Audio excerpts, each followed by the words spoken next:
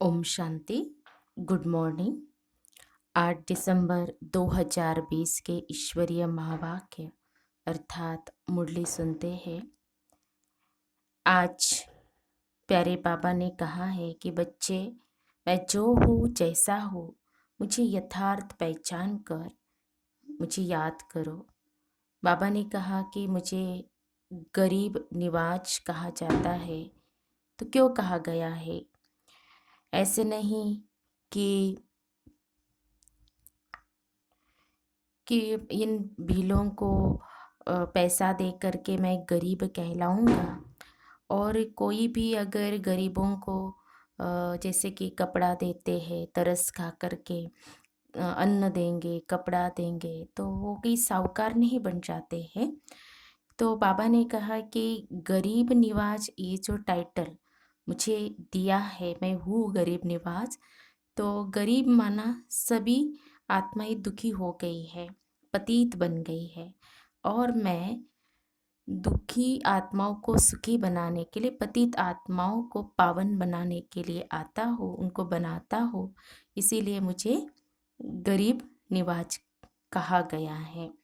तो ये बाबा ने स्पष्ट बताया है। इसलिए बाबा ने कहा कि मैं जो हूँ जैसा हूँ मुझे यथार्थ पहचानो। तो सुनते हैं प्यारे बाबा के महावाक्य, मधुर महावाक्य अर्थात ईश्वरीय महावाक्य अर्थात मुरली।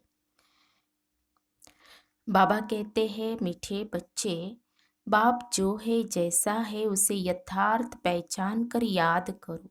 इसके लिए अपनी बुद्धि को विशाल बनाओ।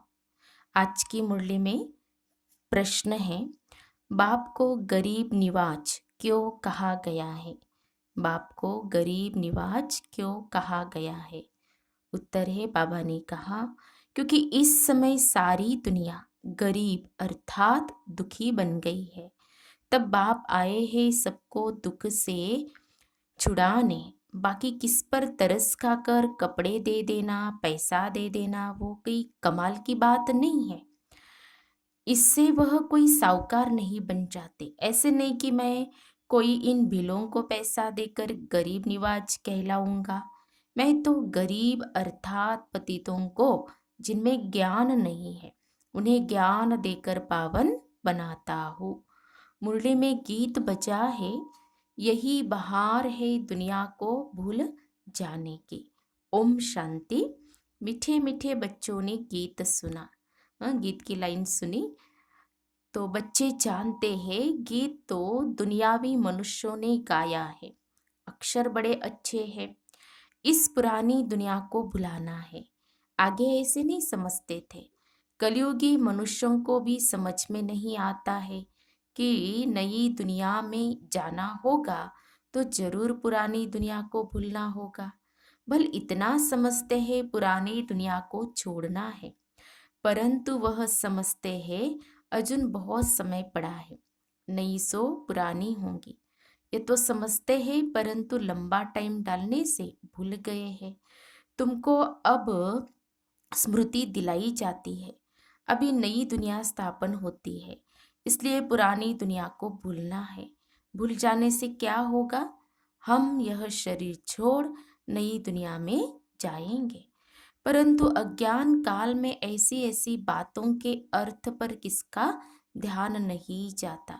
जिस प्रकार बाप समझाते हैं ऐसे कोई भी समझाने वाला नहीं है। तुम इनके अर्थ को समझ सकते हो, यह भी बच्चे जानते हैं। बाप है बहुत साधारण, अनन्य, अच्छे अच्छे बच्चे भी पूरा समझते नहीं है, भूल जाते हैं कि इनमें शिव बाबा आते हैं। कोई भी डायरेक्शन देते हैं तो समझते नहीं कि यह शिव बाबा का डायरेक्शन है। शिव बाबा को सारा दिन जैसे भूले हुए है, पूरा न समझने कारण वह काम नहीं करते। माया याद करने नहीं देती, स्थायी वह याद ठहरती नहीं। मेहनत करते करते पिछाड़ी में आखिर वह अवस्था होनी जरूर है। ऐसा कोई भी नहीं जो इस समय कर्मातीत अवस्था को पाले। बाप जो है जैसा है उनको जानने में बड़ी बुद्धि चाहिए, विशाल बुद्धि चाहिए। तुमसे पूछेंगे बाप दादा गरम कपड़े पहनते हैं? कहेंगे दोनों को पड़े हुए हैं। शिव बाबा कहेंगे मैं थोड़े ही गरम कपड़े पहनूंगा, मुझे ठंडी नहीं लगती।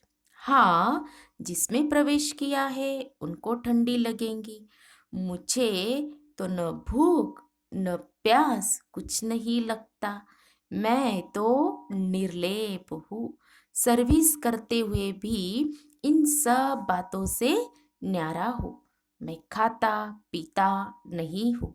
जैसे एक साधु भी कहता था ना, मैं न खाता हूँ न पीता हूँ। उन्होंने फिर आर्टिफिशियल वेश धारण कर लिया है। देवताओं के नाम भी तो बहुतों ने रखे हैं, और कोई धर्म में देवी देवता बनते नहीं हैं। यहाँ कितने मंदिर हैं, बाहर में तो एक शिव बाबा को ही मानते हैं। बुद्धि भी कहती है फादर तो एक होता है, फादर से ही वर्षा मिलता है। तुम बच्चों की बुद्धि में है कल्प के इस पुरुषोत्तम संगम युग पर ही बाबा से वर्षा मिलता है। जब हम सुखधाम में जाते हैं तो बाकी सब शांति धाम में रहते हैं। तुम्हारे में भी यह समझ नंबरवार है। अगर ज्ञान के विचारों में रहते हैं तो उड़ों के बोल ही वह निकलेंगे। तुम रूप बसंत बन रहे हो बाबा द्वारा। रूप बसंत की कहानी जरूर सुनना, हाँ, और फिर से सुन लेना। बाबा हमेशा उदाहरण देते हैं दो भाइयों की कहानी, रूप बसंत। ज्ञान योग, बसंत माना ज्ञान, रूप माना योग। तो तुम रूप भी हो और बसंत भी हो। दुनिया में और कोई कह न सके कि हम रूप बसंत हैं। तुम अभी पढ़ रहे हो, पिछाड़ी तक नंबरवार पुरुषार्थ अनुसार पढ़ लेंगे। शिव बाबा हम आत्माओं का बाप है ना, यह भी दिल से लगता तो है ना। भक्ति मार्ग में थोड़ी ही दिल से लगता है। यहाँ तुम सम्मुख बैठे हो, समझते हो बाप फिर इस समय ही आएंगे, फिर कोई और समय बाप को आने की दरकार ही नहीं। सत्युग से त्रेता तक आना नहीं है, द्वापर से कलयुग तक भी आने का नहीं है। वह आते ही है कल्प के संगम युग पर। बाप है भी गरीब निवाज, अर्थात सारी दुनिया जो दुखी गरीब हो जाती है उनका बाप है। इनकी दिल में क्या होगा? हम गरीब निवाज है, सबका दुख अथवा गरीबी मिट जाए, वो तो सिवाय ज्ञान से कम हो न सके। देखो बाबा ने स्पष्ट बताया है, जो भी हमारे जीवन में दुख है, कुछ भी समस्या है, तो बाबा ने कहा ज्ञान से ही क्या होगी, वो समस्या दूर हो जाएंगी। बाकी कपड़ा आदि देने से कोई साहूकार तो नहीं बन जाएंगे ना। करके गरीब को देखने से दिल होगी कि इनको कपड़ा दे दे, क्योंकि याद पड़ता है ना मैं गरीब निवाज हूँ। साथ साथ यह भी समझता हूँ मैं गरीब निवाज कोई इन भीलों के लिए ही नहीं हूँ। मैं गरीब निवाज हूँ जो बिल्कुल ही पतित है, उन्हों को पावन बनाता हूँ। मैं हुई पतित पावन। तो विचार चलता है मैं गरीब निवास हूँ, परंतु पैसे आदि कैसे दूँ? पैसे आदि देने वाले तो दुनिया में बहुत है, बहुत फंड्स निकालते हैं जो फिर अनाथ आश्रम में भेज देते हैं। जानते हैं अनाथ रहते हैं, अर्थात जिसको नाथ नहीं। अनाथ माना गरीब। तुम्हारा भी नाथ नहीं था, अर्थात बाप नहीं था। तुम गरीब थे, ज्ञान नहीं था। जो रूप बसंत नहीं वह गरीब अनाथ है। जो रूप बसंत है उनको सनात कहा जाता है। सनात साहूकार को, अनाथ गरीब को कहा जाता है। तुम्हारी बुद्धि में है सब गरीब है, कुछ उन्हों को दे देवे। बाप गरीब निवाज है तो कहेंगे ऐसी चीज देवे जिससे सदा के लिए साहूकार बन जाए। बाकी यह कपड़ा आदि देना तो कॉमन बात है, उनमें हम क्यों पड़े। हम तो उनको अनाथ से सनात बना देवे। पर कितना भी कोई पदमपति है, परंतु वह भी सब अल्पकाल के लिए है। यह है ये अनाथों की दुनिया। भल पैसे वाले हैं वह भी अल्पकाल के लिए। वहाँ है सदैव सनात, वहाँ ऐसे कर्म नहीं कुटते। यहाँ कितने गरीब हैं, जिनको धन है उन्हों को तो अपना नशा चढ़ा रहता है। हम स्वर्ग में हैं, परंतु है नहीं, यह तुम जानते हो। इस समय कोई भी मनुष्य सनात नहीं है, सब अनाथ है। यह पैसे आदि तो सब मिट्टी में मिल जाने वाले हैं। मनुष्य समझते हमारे पास इतना धन है जो पुत्र पोतरे खाते रहेंगे, परंपरा चलता रहेगा, परंतु ऐसे चलना नहीं है। यह तो सब विनाश हो जाएगा। इसीलिए तुमको इस सारी पुरानी दुनिया से वैराग्य है। तुम जानते हो नई दुनिया को स्वर्ग, पुरानी दुनिया को नर्क कहा जाता है। हमको बाबा नई दुनिया के लिए साहूकार बना रहे हैं। यह पुरानी दुनिया तो खत्म हो जानी है। बाप कितना साहूकार बनाते हैं। ये लक्ष्मी नारायण साहूकार कैसे बने? क्या कोई साहूकार से वर्षा मिला? पर लड़ाई की। जैसे दूसरे राजगद्दी पाते हैं, क्या ऐसे राजगद्दी पाई? वह कर्मों अनुसार यह धन मिला। बाप का कर्म सिखलाना तो बिल्कुल ही न्यारा है। कर्म, अकर्म, विकर्म अक्षर भी क्लियर है ना। शास्त्रों में कुछ अक्षर है आटे में नमक, जितने रह जाते हैं। कहा इतने करोड़ मनुष्य, बाकी 9 लाख रहते हैं, 1/4% भी नहीं हुआ, तो इसको कहा जाता है आटे में नमक। दुनिया सारी विनाश हो जाती है। बहुत थोड़े संगम युग में रहते हैं। कोई पहले से शरीर छोड़ जाते हैं, वह भी रिसीव करेंगे। जैसे मुगली बच्ची थी, अच्छी थी, तो जन्म बिल्कुल अच्छे घर में लिया होगा। नंबरवार सुख में ही जन्म लेते हैं। सुख तो उनको देखना है, थोड़ा दुख भी देखना है। कर्मातीत अवस्था तो किसकी हुई नहीं है। जन्म बड़े सुखी घर में जाकर लेंगे, ऐसे मत समझो। यहाँ कोई सुखी घर है नहीं। तो बाबा कहते बहुत परिवार ऐसे अच्छे होते हैं, बात मत पूछो। बाबा का देखा हुआ है। बहुएं एक ही घर में ऐसे शांत मिलाप में रहती है, जो बस सभी साथ में भक्ति करती है, गीता पढ़ती है। बाबा ने पूछा इतनी सब इकट्ठी रहती है, झगड़ा आदि नहीं होता? हाँ, ब्रह्मा बाबा के समय साकार में जब बाबा थे, तो बाबा ने ऐसे कई परिवार देखे हैं। बोला हमारे पास तो स्वर्ग है, हम सभी इकट्ठे रहते हैं। स्वर्ग किसको कहेंगे? जो घर में 4-5 मेंबर है लेकिन आपस में प्यार से रहते हैं, हाँ, बहुत मिलजुल के रहते, प्यार से रहते, तो वो घर जैसे क्या है? स्वर्ग है। कभी लड़ते झगड़ते नहीं, और जहाँ लड़ना झगड़ना है तो वो जैसे नर्क है। तो शांत में रहते हैं, लड़ते झगड़ते नहीं, शांत में रहते, कहते यहाँ तो जैसे स्वर्ग है। तो जरूर स्वर्ग पास्ट हो गया है, तब कहने में आता है ना कि यहाँ तो जैसे स्वर्ग लगा पड़ा है, परंतु यहाँ तो बहुतों का स्वभाव स्वर्गवासी बनने का दिखाई नहीं देता। देखो बाबा कहते हैं स्वर्ग में तो चलना है भविष्य में, लेकिन वर्तमान में वो संस्कार, स्वर्ग में चलने के लिए वही संस्कार हमें वर्तमान में प्रैक्टिकल में उसको धारण करने हैं। दास दासिया भी तो बनने हैं ना। अभी जो अपने संस्कारों को चेंज नहीं करेंगे तो बाबा कहते वो क्या बनेंगे फिर? दास दासिया। ये राजधानी स्थापन होती है। बाकी जो ब्राह्मण बनते हैं वह दैवी घराने में आने वाले हैं, परंतु नंबरवार है। अभी जो ब्राह्मण बनेंगे बाबा कहते वो गारंटी है कि वो क्या? दैवी घराने में आएंगे, लेकिन नंबरवार। कोई तो बहुत मीठे होते हैं, सबको प्यार करते रहेंगे, कभी किसको गुस्सा नहीं करेंगे। गुस्सा करने से दुख होता है। जो मनसा वाचा कर्मणा किसको दुख ही देते रहते हैं, उनको कहा जाता है दुखी आत्मा। जैसे पुण्य आत्मा पाप आत्मा कहते हैं ना, शरीर का नाम लेते हैं क्या, वास्तव में आत्मा ही बनती है। सब पाप आत्माएं भी एक जैसी नहीं होती है, पुण्य आत्मा भी सब एक जैसी नहीं होती, नंबरवार पुरुषार्थ अनुसार होते हैं। स्टूडेंट खुद समझते होंगे ना कि हमारे कैरेक्टर्स अवस्था कैसी है, हम कैसे चलते हैं।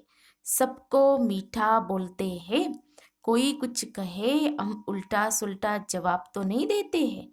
बाबा को कई बच्चे कहते हैं बच्चों पर गुस्सा आ जाता है। बाबा कहते हैं जितना हो सके प्यार से काम लो। छोटे बच्चे को सुधारने के लिए कान से पकड़ते हैं, कृष्ण के लिए दिखलाते हैं ना, उनको ओखली से बांधा। यह भी यहाँ की बात है। छोटा बच्चा चंचल है तो खटिया से व झाड़ से बांध लो, थप्पड़ नहीं लगाओ। बाबा मुरली के अंदर विधि भी बता रहे हैं कि छोटे बच्चों को कैसे सुधारना है, नहीं तो वह भी ऐसे सीख जाएंगे। बांधना ठीक है, ऐसे तो नहीं बच्चा बड़ा होकर माँ बाप को बांधेगा, नहीं, यह है ही बच्चों के लिए शिक्षा। बिल्कुल तंग करे तो कान से पकड़ सकते हो। कोई बच्चे एकदम नाक में दम कर देते हैं। कई माताएं सुनाती है, मेरा पोता तो ऐसा है कि बिल्कुल ही एक जगह पर बैठता नहीं है, इधर उधर ही ये करता है, जैसे कि नाक में दम कर दिया है। तो आजकल के बच्चे तो बहुत ही ऐसे हो गए कि बिल्कुल मानते नहीं। कुछ ना कुछ हाथ में चाहिए, मोबाइल चाहिए या तो कुछ चाहिए, ऐसे बच्चे हैं। बाबा कहते हैं निर्मोही भी बनना चाहिए। या तो तुम बच्चे समझते हो हमको यह लक्ष्मी नारायण बनना है, एम ऑब्जेक्ट सामने खड़ी है, कितनी उच्च एम ऑब्जेक्ट है, पढ़ाने वाला भी हाईएस्ट है ना। श्री कृष्ण की महिमा कितनी गाते हैं, सर्वगुण संपन्न 16 कला संपन्न, संपूर्ण निर्विकारी, मर्यादा पुरुषोत्तम, अहिंसा परमो देवी देवता धर्म। अब तुम बच्चे जानते हो हम वह बन रहे हैं, तुम यहाँ आए ही हो यह बनने के लिए। तुम्हारी यह सच्ची सत्यनारायण की कथा है, ये नर से नारायण बनने की अमर कथा है, अमरपुरी जाने की। कोई सन्यासी आदि इन बातों को नहीं जानते।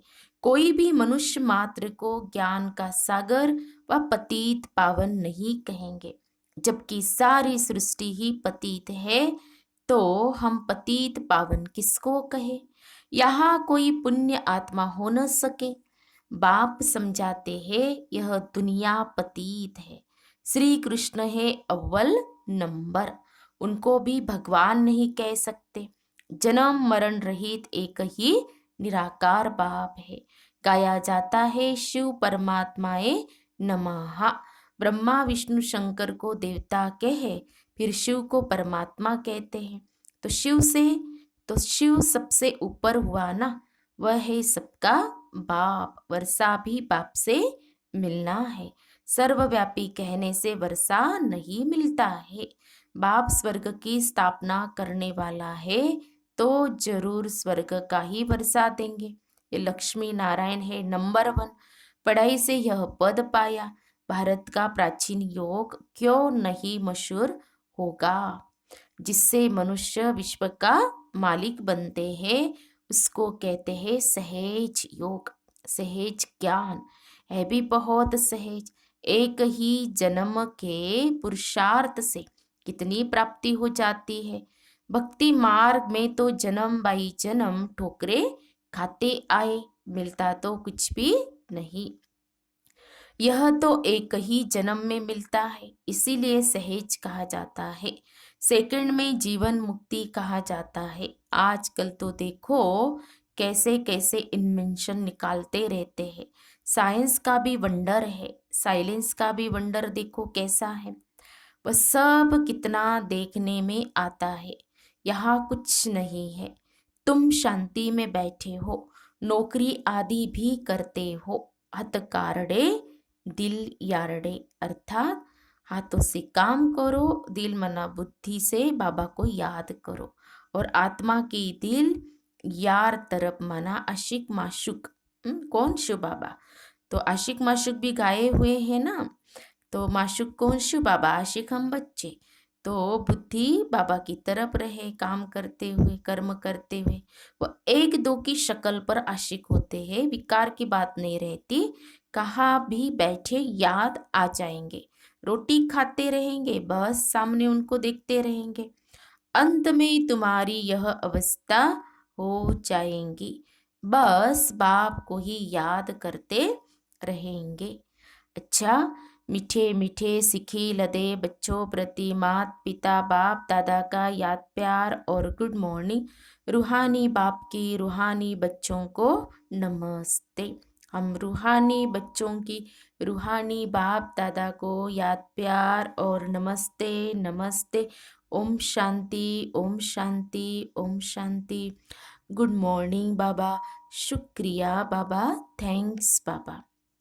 धारणा के लिए मुख्य सार, आज की मुरली का सार 2 पॉइंट में। पहली पॉइंट, रूप बसंत बन, मुख से सदा सुखदाई बोल बोलने हैं, दुखदाई नहीं बनना है। ज्ञान के विचारों में रहना है, मुख से ज्ञान रत्न ही निकालने हैं। दूसरी पॉइंट, निर्मोही बनना है, हर एक से प्यार से काम लेना है, गुस्सा नहीं करना है, अनाथ को सनाथ बनाने की सेवा करनी है।